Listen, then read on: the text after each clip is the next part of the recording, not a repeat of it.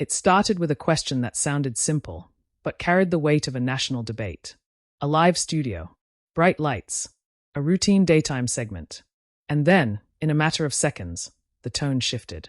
What was supposed to be a casual conversation turned into a moment that would leave millions of viewers watching in complete silence. Because when LeBron James sat across from Joy Behar, no one expected the conversation to cut this deep. Subscribe to Prime Talk, hit like, and share your thoughts in the comments below, because this is one of those moments where every detail matters. At first glance, it seemed like a standard appearance. A global sports icon stepping into a daytime talk show environment. The kind of crossover moment audiences had seen many times before. Athletes promoting projects, sharing personal stories, laughing along with hosts. Familiar. Predictable. But this wasn't just any athlete. LeBron James had, by this point, evolved far beyond basketball. Yes, he was one of the most dominant figures in NBA history, an athlete whose career redefined longevity, performance, and influence. But off the court, he had become something else entirely, a public voice. A figure unafraid to speak on social issues, politics, and cultural tensions. That transformation didn't happen overnight. Over the years, LeBron had used interviews, social media, and public appearances to weigh in on issues far outside sports. Education reform, racial justice, voting rights. His voice carried weight, and not everyone agreed with how he used it. Which is exactly where the tension began. On the other side of the table sat Joy Behar, a veteran of daytime television, a host known for her sharp commentary, quick wit, and willingness to challenge guests directly. On The View, Behar wasn't just there to entertain. She was there to question, to probe, and sometimes to push. The format of the show itself almost guarantees friction. Multiple hosts, live discussion, limited time, and topics that often blur the line between entertainment and politics. When everything works, it feels like a lively debate. But when it doesn't, it becomes something else entirely. That day, the stage was set for exactly that kind of moment. The audience didn't know it yet. Even the energy in the room suggested business as usual. Applause, smiles, light introductions, the kind of atmosphere that puts both viewers and guests at ease. But beneath that calm surface, there was a growing undercurrent. Because this wasn't just about basketball. This was about a larger question that had been building across media platforms, sports networks, and public discourse. What role should athletes play in activism? Should they stick to their sport? Or should they use their platform to speak on broader issues? It's a debate that had surfaced repeatedly, on shows like ESPN segments, political panels, and even within locker rooms. And LeBron James, whether intentionally or not, had become one of its central figures. That made his presence on The View more than just another guest appearance. It made it a moment of potential confrontation. Joy Behar, known for her directness, had already built a reputation for asking the kind of questions others might avoid. She wasn't hostile, but she wasn't passive either. And when discussions turned toward politics or public responsibility, she rarely held back. So when LeBron took his seat, the dynamic was already in place. A global athlete with a powerful voice.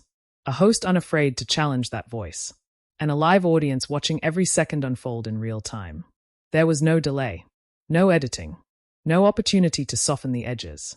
Just a conversation, raw and immediate. The early part of the interview followed a familiar rhythm. Questions about career milestones. Reflections on legacy. Light moments that drew laughter from the audience. It felt comfortable. Controlled. But then, slowly, the conversation began to shift. The tone changed, not abruptly, but enough to be noticeable. A transition from sports to something deeper. And that's where things started to tighten. Because once the topic moved toward activism, there was no easy way back. For LeBron, this wasn't a side topic. It was part of who he had become in the public eye. Every statement, every stance, it all contributed to how people perceived him beyond basketball. For Joy Behar, it was an opportunity to explore a question that many viewers were already asking. And for the audience, it was the beginning of a moment they didn't yet realize they would remember. The pacing slowed. The energy in the room shifted. Even the body language, subtle at first, began to change. This was no longer just an interview. It was becoming a test of perspective, a test of boundaries, and most importantly, a test of how far a live television conversation could go before it crossed into something far more uncomfortable.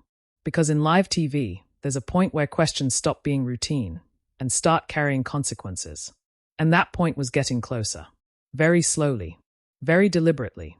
You could feel it building, like a quiet tension that hadn't yet broken the surface. No one interrupted. No one laughed it off. The conversation was still controlled. But it was no longer predictable. And then came the question that would change everything. Not louder than the others. Not more dramatic on the surface. But sharper. More direct. And impossible to ignore. What followed wasn't just an answer. It was a moment, one that would unfold in real time, with no script, no safety net, and no way to take it back. And in that moment, everything shifted. Long before that moment on live television, the conversation around athlete activism had already been building, and LeBron James was at the center of it. His evolution from basketball superstar to outspoken public figure didn't happen in isolation.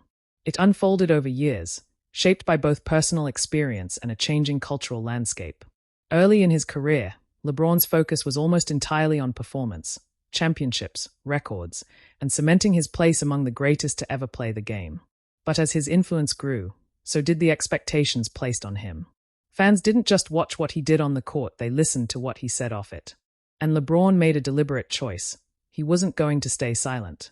Whether it was speaking about education through initiatives like the I Promise School, addressing issues of racial inequality, or commenting on national conversations around justice and policy, he began using his platform in ways that went far beyond sports.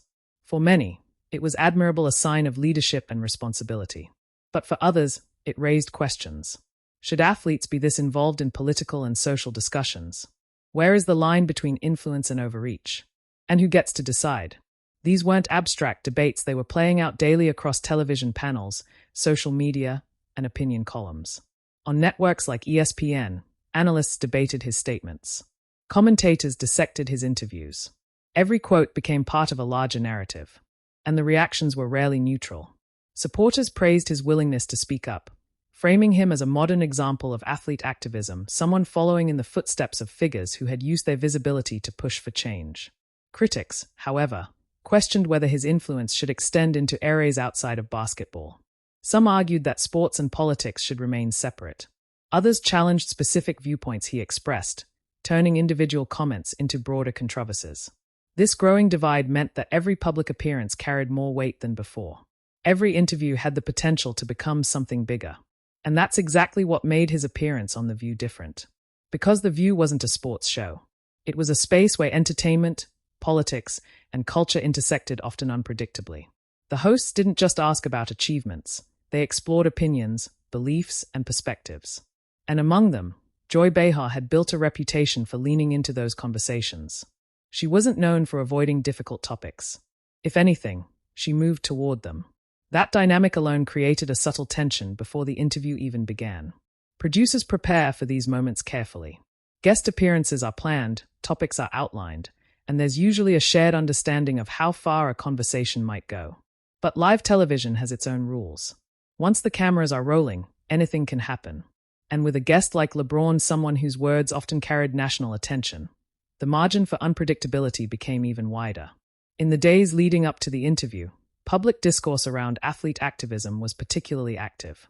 Discussions about players speaking out on political matters had resurfaced across multiple platforms. Commentators revisited previous statements made by high-profile athletes, including LeBron himself. It wasn't a new topic, but it felt newly charged. That context mattered, because when audiences tuned in, they weren't just watching an interview, they were bringing all of those ongoing debates with them. Every question would be heard through that lens. Every answer would be analyzed in real time. And inside the studio, that awareness was almost tangible. LeBron entered the conversation with the composure he had developed over years in the spotlight. Press conferences, post-game interviews, media appearances, he had faced countless questions under pressure. He knew how to navigate complex discussions, how to stay measured, how to maintain control. But this environment was different. Daytime television moves at a different pace. The tone can shift quickly from light-hearted to serious in a matter of seconds. And unlike sports media, where questions often follow a predictable structure, The View thrives on spontaneity. That unpredictability can create moments that feel unscripted because they are. As the interview began, everything appeared aligned with expectations. The conversation opened with familiar territory, reflections on his career, the challenges of maintaining peak performance, and the legacy he was building. The audience responded with enthusiasm. The hosts engaged with ease. It was smooth, controlled, exactly what you would expect from a high-profile guest appearance. But even in those early moments, there were subtle signals that the conversation wouldn't stay there. The phrasing of certain questions, the way topics transitioned, the brief pauses between responses. They were small details, but they hinted at a deeper direction. Joy Behar, in particular, listened closely. Her style often involved allowing a guest to settle into the conversation before introducing more pointed questions. It wasn't abrupt, it was gradual, strategic. And as the discussion progressed, the shift became more noticeable. The questions began to move away from basketball and toward influence, toward responsibility, toward the broader role that someone like LeBron played in shaping public conversations. At first, it was framed generally. A question about using one's platform. A comment about visibility and impact.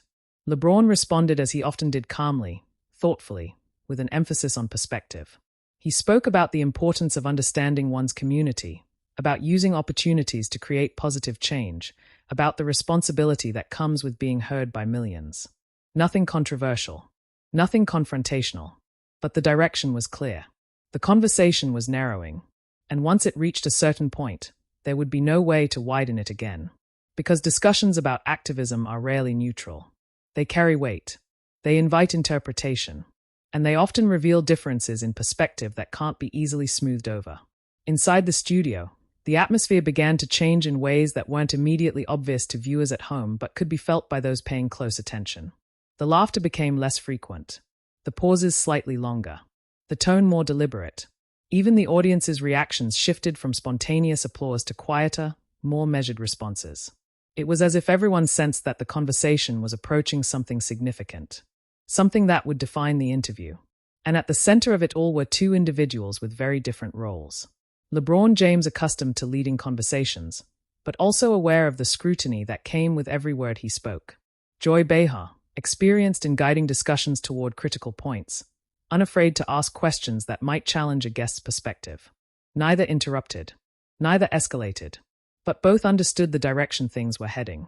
And in live television, that understanding creates a unique kind of tension, one that builds quietly, without announcement, until it reaches a point where something has to give. The question hadn't been asked yet, but it was coming. By the time the conversation reached that point, the shift was undeniable. What had started as a composed, wide-ranging discussion had narrowed into something far more focused. The energy in the studio was quieter now, not silent, but controlled. Every word carried more weight than it had just minutes earlier. LeBron James sat upright, attentive, his posture steady. Across from him, Joy Behar leaned slightly forward, her expression measured, her tone consistent with everything she had built toward. There was no interruption, no sudden escalation, just a transition that felt deliberate. And then she asked it. The question didn't come with raised volume or dramatic phrasing. It was direct, clearly articulated, and centered on the issue that had been building beneath the surface of the entire conversation: the role of athletes in activism, and where responsibility meets influence. For a brief moment, nothing happened. No immediate response. No quick pivot. Just a pause. It wasn't long in absolute terms, only a few seconds, but in the context of live television, it felt extended. Noticeable. The kind of pause that makes an audience lean in without realizing it. LeBron's expression didn't change dramatically, but there was a shift, subtle, controlled. His eyes remained forward, focused, as if weighing the phrasing of the question against the broader implications behind it. This wasn't a question about statistics or career highlights. It required interpretation. It required precision. And most importantly, it required a response that would be heard far beyond the studio. When he began to answer, his voice was steady, measured. He didn't rush. He chose his words carefully, framing his perspective in a way that reflected both personal experience and a broader understanding of the conversation.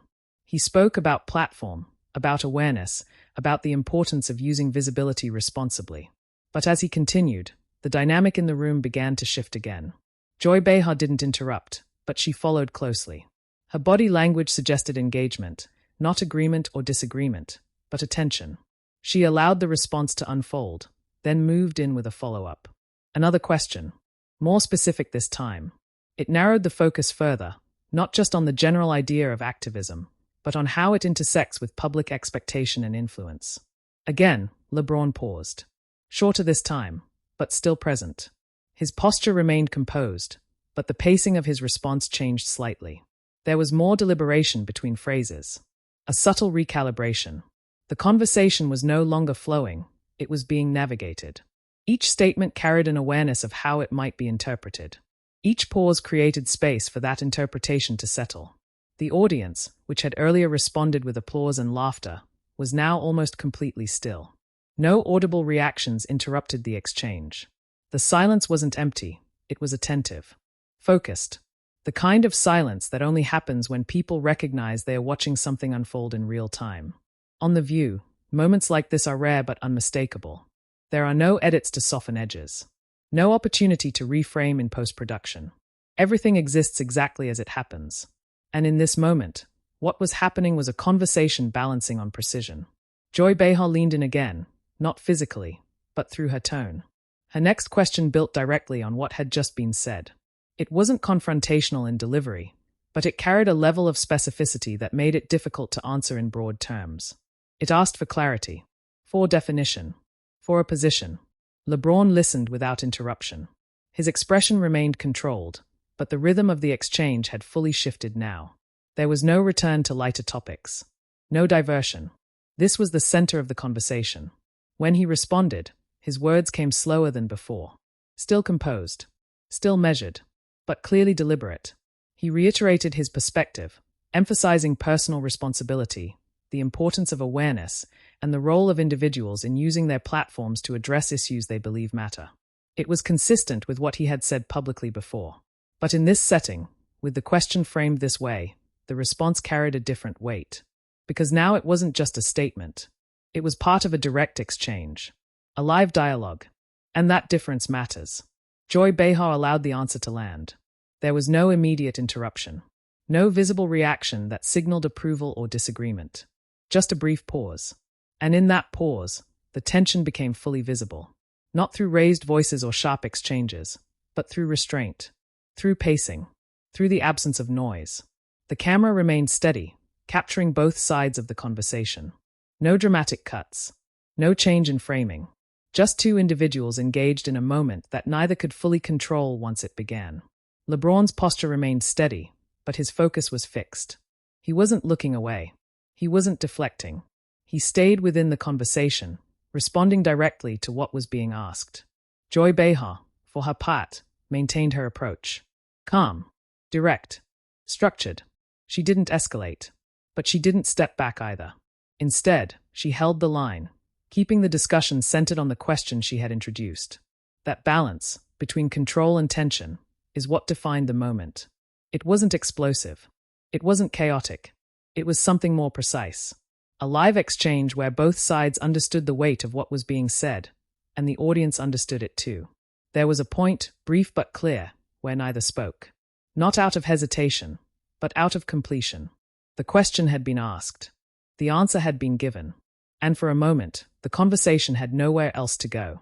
That silence, however short, was the most telling part of all. Because in live television, silence is never accidental. It means something has landed. Something that doesn't require immediate reaction. Something that needs a second to be processed, not just by those in the studio, but by everyone watching. And in that second, the entire tone of the interview had changed. What followed wasn't a continuation of the same conversation. It was the beginning of its aftermath. The moment the exchange settled into silence, the atmosphere inside the studio shifted in a way that couldn't be ignored. It wasn't dramatic. There was no sudden outburst, no raised voices. But the change was clear, subtle, controlled, and immediate. The kind of shift that happens when everyone in the room recognizes that something significant has just taken place. LeBron James remained composed in his seat, his posture steady, his expression neutral. Across from him, Joy Behar held her position just as firmly. Neither moved to interrupt the moment too quickly. For a brief second, the studio audience stayed quiet. Not out of confusion, but out of awareness. Because what they had just witnessed wasn't a typical segment. It wasn't the kind of exchange that invites immediate applause or laughter. It was something more deliberate. something that required processing. On The View, where conversations often move quickly and energy shifts from topic to topic, this pause stood out. It lingered. Then, gradually, the show resumed its rhythm. Joy Behar was the first to guide it forward. Her transition was smooth, controlled, and professional, acknowledging the conversation without dwelling on it. She shifted the tone slightly, moving toward safer ground, allowing the segment to continue without forcing further intensity. It was a practiced response. Experienced. The kind of handling that comes from years of live television. LeBron followed that shift just as carefully. His responses returned to a more familiar cadence, engaging with the new direction while maintaining the composure he had held throughout the exchange. There was no visible frustration, no attempt to revisit the tension, just a steady continuation. But even as the conversation moved on, the energy didn't fully reset. There was a difference now. Subtle, but noticeable. The audience, while still engaged, reacted more cautiously. Applause came back, but it was measured. Laughter returned, but it didn't carry the same ease as before. The earlier comfort of the segment had been replaced with a heightened awareness. Everyone had seen what had happened, and that awareness stayed in the room.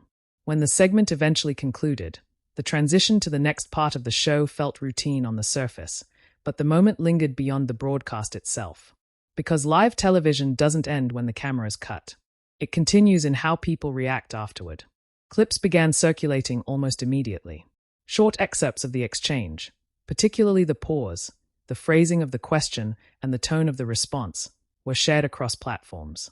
Viewers replayed the moment, analyzing not just what was said, but how it was said. The pacing, the body language, the silence. Each detail became part of the conversation. Some viewers focused on LeBron's composure, how he handled a direct question without losing control of the discussion. Others pointed to Joy Behar's approach, her willingness to ask a question that brought a broader debate into a live setting. There wasn't a single interpretation. And that's what gave the moment its staying power. It became less about who was right or wrong, and more about what the exchange represented. A collision between two roles. An athlete who had stepped into a larger public conversation, and a host whose responsibility was to explore that conversation, even when it became uncomfortable. In the days that followed, the clip continued to circulate in discussions about athlete activism, not as an isolated incident, but as part of a larger pattern of how public figures navigate complex issues in real time. Because that's what made this moment different. It wasn't scripted. It wasn't edited. It wasn't framed after the fact. It happened exactly as it appeared. And that authenticity gave it weight. For LeBron, it reinforced something that had already become clear over the course of his career. Every public appearance carried significance beyond its immediate context. Every answer had the potential to be revisited, analyzed, and placed within a broader narrative. For Joy Behar, it was another example of the kind of conversation that defines her role on the show, one that doesn't avoid tension, but manages it within the structure of live television. And for the audience, it was a reminder of what live TV can still deliver. Unpredictability, real-time reaction, moments that aren't polished or filtered, but experienced as they happen. Over time, the exchange became part of a larger cultural conversation about visibility and responsibility. It was referenced in discussions about how athletes engage with public issues, how media platforms handle those discussions, and how audiences interpret both. Not because it was explosive, but because it was precise, because it showed how a single question, asked at the right moment, can shift an entire conversation, and how the response to that question can carry meaning far beyond the room in which it was given. That's why the moment still resonates. Not for controversy, not for spectacle, but for what it revealed about communication under pressure, about the balance between influence and inquiry, about what happens when those two forces meet, without preparation, without editing, and without a clear outcome. It's easy to overlook moments like this in the constant flow of media. But every now and then, one stands out. Not because it was loud, but because it was real. And those are the moments that last. If you want more breakdowns of real, unfiltered celebrity interviews and the moments that changed them, subscribe to Prime Talk, like this video, and share your thoughts in the comments below.